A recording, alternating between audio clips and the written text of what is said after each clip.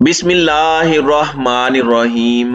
अस्सलामुअलैकुम नाजरीन कराम, नई वीडियो में आपको खुश आमदीद कहते हैं। अरुणाचल प्रदेश में लाइन ऑफ एक्चुअल कंट्रोल के मकाम पर चीनी फौजियों ने भारतीय फौजियों की खूब जमकर ठुकाई की है और शदीद जख्मी होने की इत्तलाआत है। साल 2020 में जो डायरेक्टली क्लैशेस थे भारत और चीन के दरमियान, उसके बाद ये पहली मर्तबा हुआ है और ये सब कुछ ऐसे नहीं हो रहा। बहुत सी कड़ियां हैं जो मिलानी है। पाकिस्तान के बॉर्डर पर अफगान फोर्सेस हमला करते हैं, फिर उसके बाद काबुल में चाइनीज होटल के ऊपर हमला हो जाता है, धमाका हो जाता है और उसके तनाजुर में ये सब कुछ हो रहा है। क्या एक और जंग, बल्कि दोनों जानिब से जंग पाकिस्तान के दहाने पर आ चुकी है और दस्तक दे रही है? और क्या जनरल आसिम मुनीर के चार्ज संभालते ही एक बहुत बड़ा चैलेंज उनके सामने आ चुका है? इस पर हम आज की वीडियो में बात करेंगे। नाजरीन कराम, इस वक्त आलमी सियासत में हलचल है। पाकिस्तान के अंदर इंटरनल लेवल पर जो मामलात चल रहे हैं उनसे ही तवज्जो हट नहीं रही, तो वहीं दूसरी जानिब पाकिस्तान के दोनों ही बॉर्डर्स, पाकिस्तान की एलओसी जो भारत के साथ बॉर्डर है और दूसरी जानिब पाक अफगान बॉर्डर्स पर भी बहुत कुछ चल रहा है। और इस रीजन के अंदर जाहिर बात है कि इंडिया के साथ किसी का तनाज़ा होता है या पाकिस्तान के बिरादर मुल्क चीन का भारत के साथ तनाज़ा होता है, तो पाकिस्तान के लिए इस सब के अंदर पीछे हटना या चुप करके बैठे रहना पॉसिबल नहीं है। और पाकिस्तान एक बहुत अहम स्टेक होल्डर है इस रीजन में, इस खिते में। अब यहाँ पर कुछ चीजें हैं जो आपने समझ लेनी है। जो लेटेस्ट खबरें आ रही हैं अरुणाचल प्रदेश से, वो भी इससे पहले चाइना और इंडिया के दरमियान जो क्लैश हुआ, गुलवान वैली वाला जो वाकया था, और वो मकाम जहां पर थ्री इडियट्स की एंडिंग शूट की गई, वो जगह एग्जैक्ट वो लोकेशन चाइना ने इंडिया से छीन ली थी, वो अभी भी चाइना के पास है। चाइना फिर वहां पर दुनिया भर से टूरिस्ट लेकर गया कि देखो चाइना के एरियाज।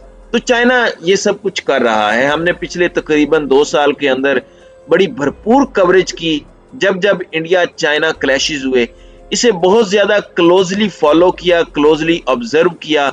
पाकिस्तान के लिए भी ये एक बहुत बड़ा इशू होता है, क्योंकि जाहिर बात है भारत ताक में होता है कि वो एलओसी पर भी मिस एडवेंचर करे। अब भारत जिस चीज से डरता है वो नॉर्मली यही है कि कहीं टू फ्रंट वार उन पर नाफिज ना कर दी जाए। ये ना हो कि वो एलओसी पर शरारत करे तो चाइना एलएसी से उनकी गर्दन पकड़ ले, या फिर एलएसी पर शरारत करे तो पाकिस्तान एलओसी पर से, यानी पाक चाइना बॉर्डर्स पर से इनकी गर्दन दबोच ले। तो इनके अपने जनरल्स कह चुके हैं कि हम टू फ्रंट वार बर्दाश्त नहीं कर सकते। अब एक जानिब ये सब हो रहा है, जनरल आसिम मुनीर ने मुंह तोड़ जवाब दिया। ये वहां पर हर्जा सराई करते थे, ये कहते थे कि हमने गिलगित बल्तिस्तान ले लेना है, हमने आजाद जम्मू कश्मीर ले लेना है। अब नए आर्मी चीफ सबसे पहले वहां गए और कहा कि भारत किसी गलतफहमी में ना रहे।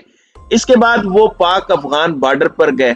ये इस चीज को भी शो करता है कि ये दोनों बॉर्डर्स उनके लिए कितने अहम हैं। पहले नंबर पर हमें इंडिया वाले बॉर्डर पर से थ्रेट्स हैं, फिर पाक अफगान बॉर्डर पर से हैं, फिर कल पाकिस्तान की जो चमन वाली साइड है वहां पर अफगान फोर्सेस ने हमला किया। यह हमला किसी दहशतगर्द ने नहीं, अफगान फोर्सेस ने किया, जिसमें फायरिंग से 6 अफराद शहीद हुए। अब नाजरीन कराम, आज के दिन की खबरें सुन लें। अल जजीरा इसे रिपोर्ट कर रहा है।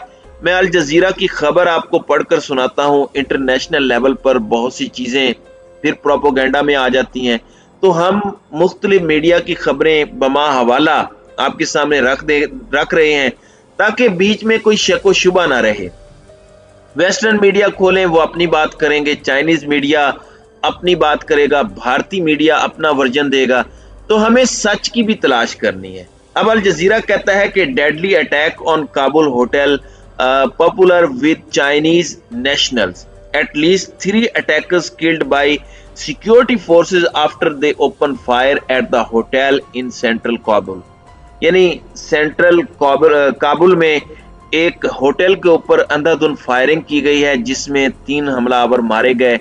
और ये जो होटल है, इसके बारे में कहा जा रहा है कि ये बहुत फेमस है चाइनीज नेशनल में, और ये काबुल का मल्टी स्टोरी लोंगन होटल है, इसमें मल्टीपल ब्लास्ट और सेवरल ब्रस्ट गन फायर के सुने गए हैं और ये एक बड़ा हमला था। खुशकिस्मती से इसमें कोई फॉरेनर नहीं मारा गया। अलबत्ता समझ ये आ रही है कि इसमें निशाना चाइनीज नेशनल थे। अफगानिस्तान की सरजमीन पर यह हमला हुआ। अब इंडियन मीडिया भी एक रिपोर्ट कर रहा है। इंडियन मीडिया क्या लिखता है कि India China troops clash in Arunachal Pradesh, यानी इंडिया और चाइना के जो ट्रूप्स हैं उनके अरुणाचल प्रदेश में जो है वो क्लैशेस हुए हैं। Minor injuries on both sides. अब भारतीय मीडिया आउटलेट्स कह रहा है कि हल्की फुल्की वहां पर इंजरीज भी हुई हैं। The face off led to minor injuries to a few personnel from both sides and the two sides immediately disengaged from the area। यानी अब ये भी एक खबर को कोट कर रहे हैं, वही दूसरी जानिब इनका जो इंडियन मीडिया है या फिर जो नरेंद्र मोदी का मीडिया सेल है वो बड़े मुजायका खेज दावे कर रहे हैं कि हमने 30-40 फौजी चाइना के मार दिए, 50 जख्मी हो गए और पता नहीं कितने अफराद हमने कैप्चर कर लिए। ये सब इनकी मन घड़त स्टोरियां हैं, ऐसा कुछ भी नहीं है। अब यही बताया जा रहा है कि अरुणाचल प्रदेश में ये वाकया 2-3 दिन पहले रिपोर्ट हुआ है, जो ये वाकया पेश आया। अब यहाँ पर कुछ और चीजें भी हैं। कुछ और चीजें ये हैं कि 2020 के बाद दोनों हमसाए इंडिया और चाइना के दरमियान ये पहला इनकाउंटर है इस तर्ज का जिसके अंदर इस तरह से ये फेस ऑफ हुए हैं, जिसमें माइनर इंजरीज की खबरें आ रही हैं। फिर इंडियन मीडिया अपनी इज्जत बचाने के लिए ये भी कह रहा है कि हमारे भी जख्मी हुए हैं लेकिन हमने चाइना के थोड़े ज्यादा जख्मी कर दिए हैं। जाहिर बात है ये प्रूव तो कर नहीं सकते। इससे पहले इन्होंने कहा था जब गुलवान वैली पर इनको फेंटा पड़ा था कि जी हमने चाइना के बहुत से लोग मार दिए। इस पर चाइना ने गुलवान वैलीज की वो वीडियोस जारी कर दी थी। उनकी वीडियोस जारी होने पर सबको पता चल गया कि किस तरह इन भारतीय फौज के पंटरों को जो है वो फेंटा लगा था। अब भी यही खबरें आ रही हैं कि इनके साथ जो मार कुटाई हुई है इनकी वीडियोस मुबैना तौर पर मंजर आम पर लाई गई हैं। तो ये सारी चीजें एक जानिब है, वहीं दूसरी जानिब K9 वज्रा T155 mm और 52 कैलिबर SPGH की जो बैटरीज हैं वो नाजरीन कराम ट्रांसपोर्ट की जा रही हैं अरुणाचल प्रदेश के अंदर, जहां पर चाइना इंडिया क्लैश हुआ है। इस एरिया की सिक्योरिटी को बीफ अप करने के लिए, अपने आप को मजीद सिक्योर करने के लिए, पाकिस्तान के लिए बिलाशुबा इस रीजन के अंदर कुछ भी होता है पाकिस्तान को बहुत क्लोजली उसको ऑब्जर्व करना होता है और अल्लाह ना करे कि ऐसी कोई जंग पाकिस्तान के दहाने पर आए। पाकिस्तान की दहशतगर्दी के खिलाफ जंग जो है एक मरतबा फिर वो दस्तक दे रही है अफगानिस्तान वाली साइड से, वहां की गवर्नमेंट से चैलेंज है।